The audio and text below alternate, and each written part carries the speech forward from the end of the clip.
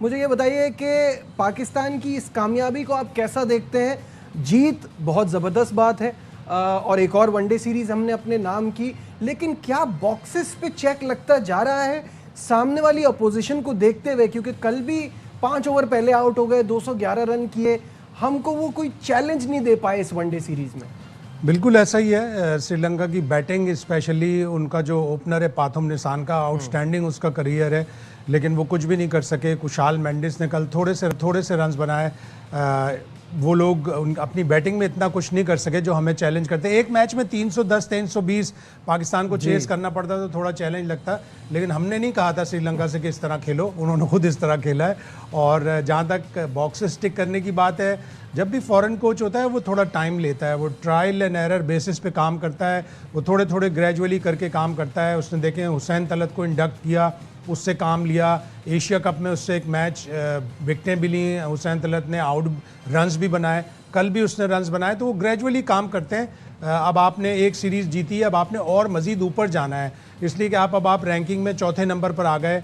आपने जो cut off date है मार्च 2027, उसमें टॉप 3 टॉप 4 में रहना है, ताकि आप सुकून से आप अपना काम कर सकें और आप आगे भी। अभी आपने एक बड़ी ज़बरदस्त सीरीज़ वनडे की खेलनी है after the T20 world cup Australia से। वो हमारे यहाँ आके खेलेंगे, उनको हराएं, हमसे रैंकिंग में हायर हैं, हम और मज़ीद ऊपर जाएंगे। जब आप रैंकिंग में ऊपर जाते हैं आपकी वैल्यू बढ़ती है, आपको स्पॉन्सरशिप मिलती है, आपको पूरी दुनिया में वैल्यू मिलती है। लोग कहते हैं कि नहीं, इनसे बायलैटरल सीरीज़ खेलनी है, तो अच्छी सीरीज़ विन है, इसके ऊपर बिल्ड करना चाहिए पाकिस्तान को। ठीक है रऊफ, यही सवाल आपसे कि वो जो जैसे अभी शाहिद साहब कह रहे हैं ना कि अच्छी रैंकिंग होने से, रैंकिंग में बेहतरी आने से आपकी वैल्यू बनती है, but the kind of oppositions we are playing against, उससे वो क्लैरिटी नहीं मिल रही कि हम कहाँ खड़े।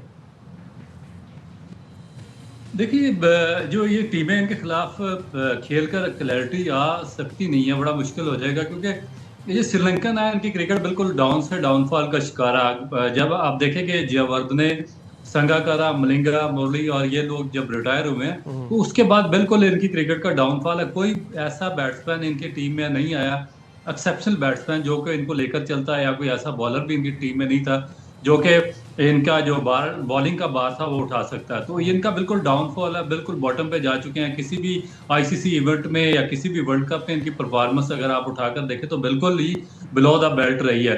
और फिर इनके जो पीछे जो हालात रहे क्रिकेट बोर्ड के, वो भी कोई इतने बेहतर नहीं रहे हैं। तो हम भी कंसिस्टेंटली ऐसी टीमों के खिलाफ ही खेलते जा रहे हैं। तो उसमें अब प्रॉब्लम ये है कि हमें अब दो प्रॉब्लम है। हमें प्रॉब्लम ये है कि हम एक तो नंबर 5 से नीचे थे हर फॉर्मेट में। हमें इसके लिए स्ट्रगल करनी पड़ती है कि हमें किसी ना किसी तौर पे जो पहली 4 पोजीशन है उनको अचीव करना हर सूरत में। और उसका फॉल आउट ये होता है कि हम कोई चेंजिंग कर नहीं सकते। हम जो हमारे यंगस्टर्स होते हैं उनको टेस्ट एंड ट्राई नहीं कर सकते। हम एक ही स्ट्रेंथ के साथ हम खेलते चले जा रहे हैं, वेदर हम ऑस्ट्रेलिया के खिलाफ खेल रहे हैं, साउथ अफ्रीका के खिलाफ खेल रहे हैं, या बिल्कुल बॉटम की एसोसिएट टीमों के खिलाफ भी हम उसी स्ट्रेंथ के खिलाफ के साथ जा रहे हैं। तो उसका फॉल आउट ये होता है कि जब आप आईसीसी इवेंट्स में जाते हैं तो वहां पर अभी आपको फिर इन्हीं पे रिलाई करना पड़ता है, क्योंकि आपका बेंच स्ट्रांग नहीं होता। आपने जो यंगस्टर्स होते हैं उनको ट्राई एंड टेस्ट नहीं किया होता, बड़ी टीमों के खिलाफ बायलैटरल सीरीज में उनको ट्राई नहीं किया होता, तो आपके पास रिप्लेसमेंट प्लान नहीं होता। जब आपके पास रिप्लेसमेंट प्लान नहीं होगा तो फिर आईसीसी इवेंट्स में आपकी टीम सफर करना शुरू हो जाएगी। जिस तरह पास्ट में 5-6 इवेंट्स आपने देखे हैं कि कंसिस्टेंट हमारा फेलियर रहा है। तो इसमें हमारे जो सिलेक्टर्स हैं या थिंक टैंक है उनको इस चीज पे सही है, बिल्कुल फोकस करना पड़ेगा कि हमने किस हद तक आगे जाना है और हमारा एक जो सर्टेन गोल है, हमारा वो गोल क्या, हम अचीव क्या करने जा रहे हैं। सही बात है। शाहिद साहब, कल मुझे खुशी है कि हम पहले भी यही बात कर रहे थे कि अब आपको बेंच को मौका देना चाहिए। फैसल अकरम को खिलाया, हसीबुल्ला को खिलाया। अब इतनी हमने हसीबुल्ला की बात की और हम कहते हैं कि नाइंसाफ़ी होती है। 2 वनडे अब तक वो खेले हैं, दोनों में 0 है, और कल उन्होंने इतनी बॉल्स ले ली कि उनके ऊपर एडिशनल प्रेशर था कि अब स्कोर करना ही करना है।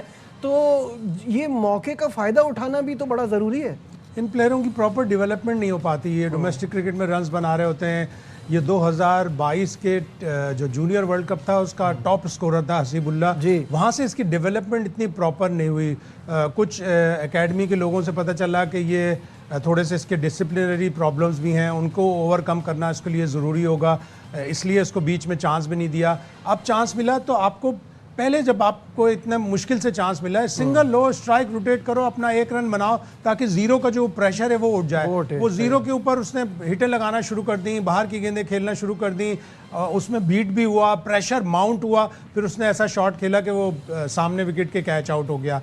तो ये प्लेयरों की गेम अवेयरनेस होनी चाहिए कि आपको एक मैच मिला है, इतना बड़ा टोटल भी चेज नहीं कर रहा, कोई बहुत बड़ा आपके ऊपर प्रेशर नहीं है कि आपको 8 या 9 के एवरेज से जाना है, आपको आसानी से 4+ के एवरेज से जाना था, सुकून से खेलता। तो अगर सिंगल डबल लेके स्ट्राइक रोटेट करता, अपना खाता खोलता, तो वो प्रेशर नहीं बनता। सही बात है। रऊफ, लिस्टे की परफॉर्मेंस पर नजर डालें तो 52 मैचेस में 50 से ऊपर का एवरेज है। तो मतलब जब हम कहते हैं कि लड़के को खेला हुआ होना चाहिए, जब वो आए तो वो तैयार होना चाहिए, इतनी तैयारी तो हो गई है, उसके बावजूद नहीं कर पा रहे। दूसरे साथ साथ फैसल अकरम का भी बताइएगा, कैसे लगे देख के? जी रिपीट कीजिएगा, मुझे थोड़ी सी आवाज का इशू आ रहा था। मैं कह रहा हूँ कि अभी हम बात कर रहे हैं हसीबुल्ला की, तो लिस्ट ए में 50 से ऊपर का एवरेज है।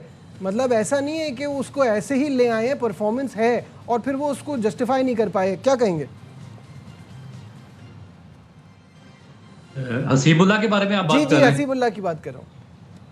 देखिए, इशू ये है कि आप जब बच्चों को इस तरह आप बेंच पे बैठा के रखेंगे और फिर सडनली उनको वापस लाएंगे, फिर आप देखें कि जो उनके बारे में कंट्रोवर्सी पीछे डेवलप करते रहे हैं, पीछे 6 महीने पहले आपने उसको सारे फॉर्मेट से निकाल दिया था और उसके डिफरेंट स्टेटमेंट आ रहे थे कि बाज कह रहे थे कि वो पाकिस्तान छोड़ के जा रहा है, बाज कह रहे थे कि उसको डोमेस्टिक नहीं खेलनी चाहिए, और उस पर मुख्तलिफ किस्म के जो हमारे ए टीम के मैनेजर या जो क्रिकेट बोर्ड के अपने लोग थे, उन्होंने रिपोर्ट्स उसके बारे में क्रिकेट बोर्ड को भेजी हैं। तो आपका काम क्या होता है? देखें कि अगर एक प्लेयर साइकोलॉजिकली फिट नहीं है या थोड़ा सा अंडरमाइंड है या कोई उसका प्रॉब्लम है, तो साइकोलॉजिकल उसका जो मेंटल बैरियर है उसमें से निकालना किसका काम है? इस क्रिकेट बोर्ड का काम है, इसकी मैनेजमेंट का काम है, इसके थिंक टैंक का काम है, बजाय कि उसके खिलाफ आप रिपोर्टें लिखना शुरू कर दें। ये पास्ट में हमारे खिलाफ भी होता रहा और प्लेयर्स के खिलाफ भी होता रहा। आपने कितने प्लेयर्स, आपने नेचुरल टैलेंटेड प्लेयर इस तरह जाया कर दिए। तो बजाय आप उनकी ग्रूमिंग करने के, आप तो उनको बिल्कुल आपको उनका करियर बर्बाद करने के चक्रों में है। तो फिर फ्रॉम नोवेयर से लाके जब आप उस पर इस तरह की सिचुएशन में लाके जब उस पर एक तलवार लटकती रहेगी कि अगर मैंने इस मैच में